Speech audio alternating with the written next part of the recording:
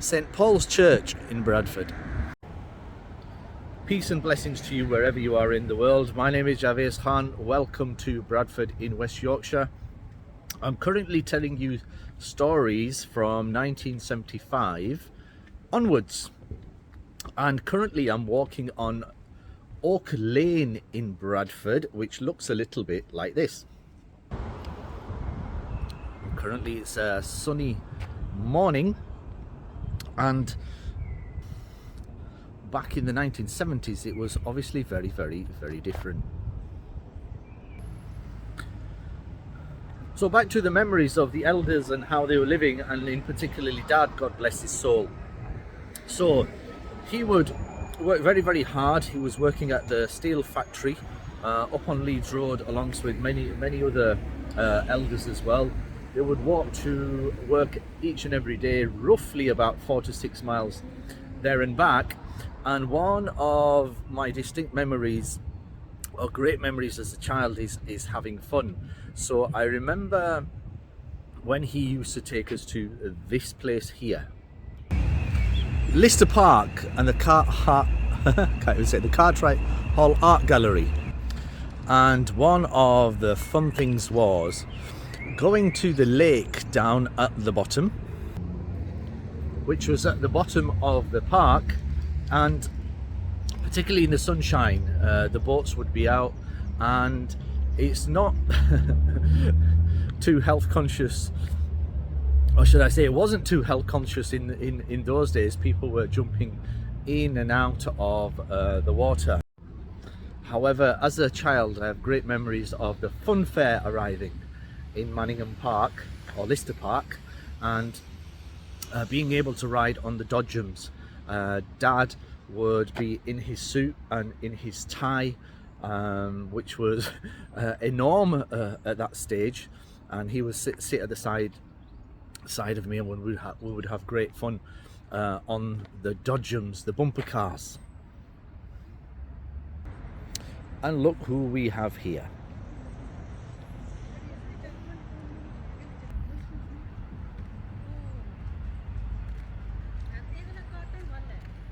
Some walkers go past. So this is a statue of Sir Raymond Lister. He was a famous industrialist who went on to become somebody known as Lord Masham. He was known for his generosity, an industrialist who later was recognised by the people of the area, and this Sir Raymond Lister. His statue stands tall and proud. Later on became known as Lord Masham. He was known for his generosity, and the bottom part of the monument, or the statue should I say, depicts different aspects of the textile industry, from sheep farming to the weaving of textiles. Because Bradford was once known as the capital of the woolen world, and many of the local elders who came from the Indian subcontinent, Southeast Asia, particularly Pakistan, obviously gave their lives to help rebuild Britain after the Second World War. And only a stone throws away from here is the very famous Lister Mill.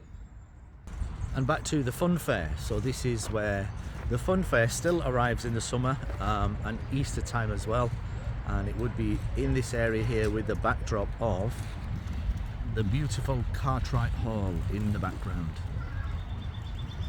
and with the boating lake basically being in that direction over there.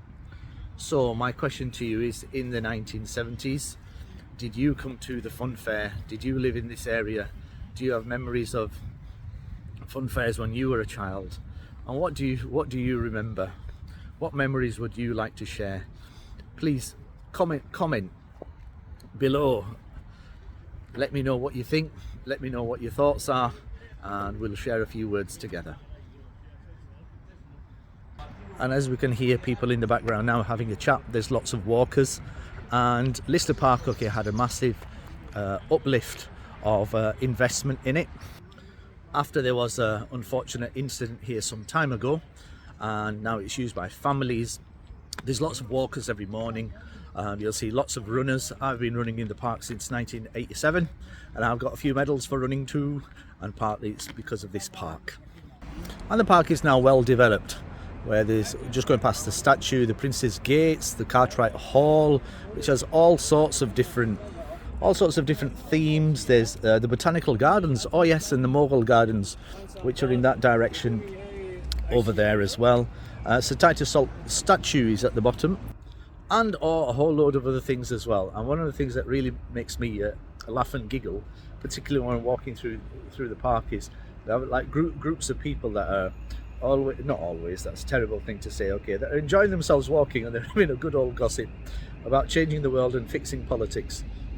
So these are the main gates to the park. So as youngsters, like I say, Dad would bring us here, and the road on the left hand side heads off towards Keighley.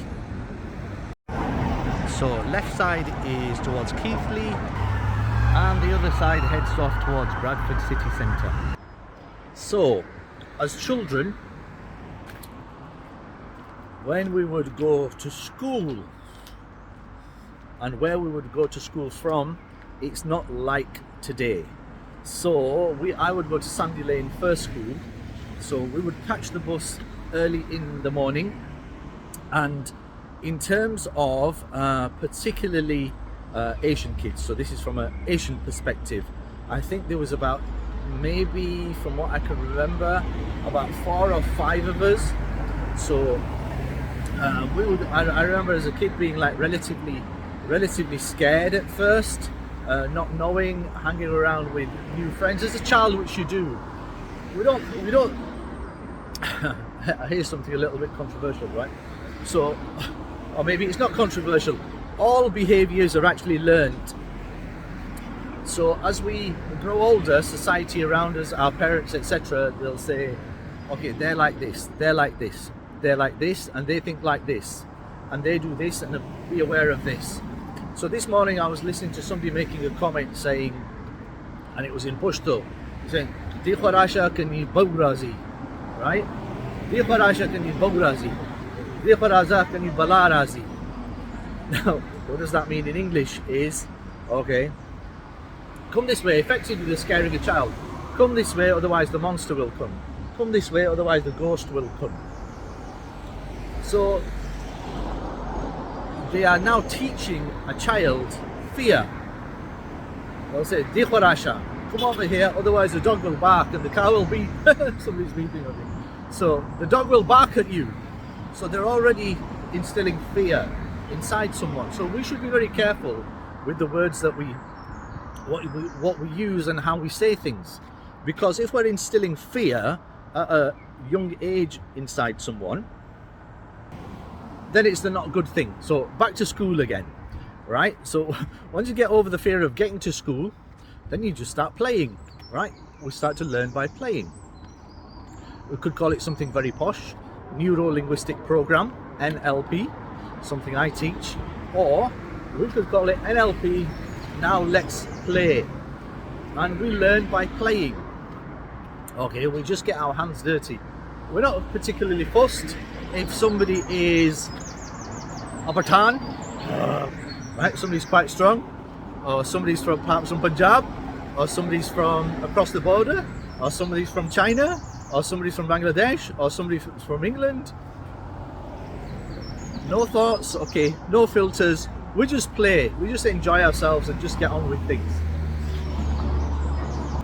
So I was chatting to one of the brothers from yesterday, somebody who I never met before. Now notice when I use the word brothers, I think Tabligh Jamaat in the UK has got a massive influence upon why people say brother. Anyway, so I was having a chat with someone, and it was a very easy conversation, and I said to him, "I've just come back from Saudi Arabia." And he said to me, "It's not Saudi Arabia." Now I understood, or had an awareness of why he was saying that, but the way that he actually said it, there was massive emotion. in his response to what I said. So, being the person that I am, I said, okay, right, how would you like me to address it? And he said, it's just Saudi. And I said, okay. I've just come back from Saudi a few days ago, and you should have seen the response on his face. Because once we take responsibility for our communication, we can take 100% of the responsibility, and we can take I'm saying all this wrong, so you can't even communicate. So when we take 100% responsibility for our communication, the likelihood is we will get 100% of the results that we want and need. So communication, speaking and listening, is a two-way process. So I said to someone recently, my Eid was very somber and it was very sad. Now, I would have assumed that he was listening. So he said, oh, that's great, isn't it, Javez? My Eid was great too. I thought, you're here, you're present, but you're not listening. Neither with your ears, neither with your heart, neither with your mind, neither with your body. So you must listen to what is being said. Anyway, back to the 1970s. So now I am walking on the very famous Marlborough Road, which meets with the very lovely Aspley Crescent. Look at those beautiful houses. And as we walk up the road, it meets with a very, very, very famous Church Street on the right and the corner of Lum Lane. And this building on the left hand side was play space for all of those that remember. It was an organisation that would provide inflatable balloons, swimming pools, coloured hoops and coloured bean bags and all of those sort of things where you could go inside the building and play, and they would have activities at Lister Park as well. And this part here, I think it was here, which is now derelict land, is where I believe, if my memory is right, is, God bless his soul, Abdurrahman Kakaji from Vesa. I believe that's where they had a meat shop. I just remember the blue doors going inside, the butchery on the right hand side, and many of the elders would hang around and speak to each other. It was more of a meeting place rather than a shop. So if you were around in those years, please share your comments. Please comment below if I'm correct, because remember, there's only certain things I can remember as a 5 or a 6 year old, and this is so many years later. And for what I remember, I think there were houses across here. These houses have been built in the 80s, I believe.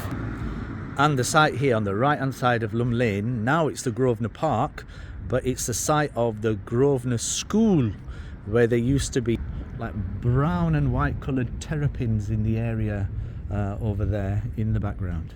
And as you can see now, it's used on the basis of a park. And the rear side of the very famous Southfield Square. Lovely Victorian houses and homes. And the entry point to Southfield Square, a horseshoe shaped square with its own gardens and allotments in the central area. It has its own rich, deep history with its beautiful cobbled stoned road, and some of the areas in the middle have been developed as working space. And in the middle of the square is a central part of the community, the Central Jamia Masjid Tabligh al-Islam, the masjid. So let's go for a walk through the middle and see what we find. So there's a pathway that goes from one side to the other. Oh, and there's a building in the middle that looks shed-like. The Central Intelligence Agency offices of Southfield Square. Or maybe not. Looks like some of the areas are being developed. Oh, there's a couple of children walking down the street and they are reciting the azan, learning the azan together, the call for prayer. So the horseshoe shape goes all the way around, 1 point in and 1 point out. And the road that runs across it is lovely. So trust you've enjoyed the video. Please like it, please share it. Send it to your family and friends across the world as well, and wherever you are, please, just before I go, please do comment. Okay, please do let me know what you want me to talk about on the videos. This is your channel. Okay, I'm your means of speaking and sharing. So wherever you are, have a wonderful, blessed day.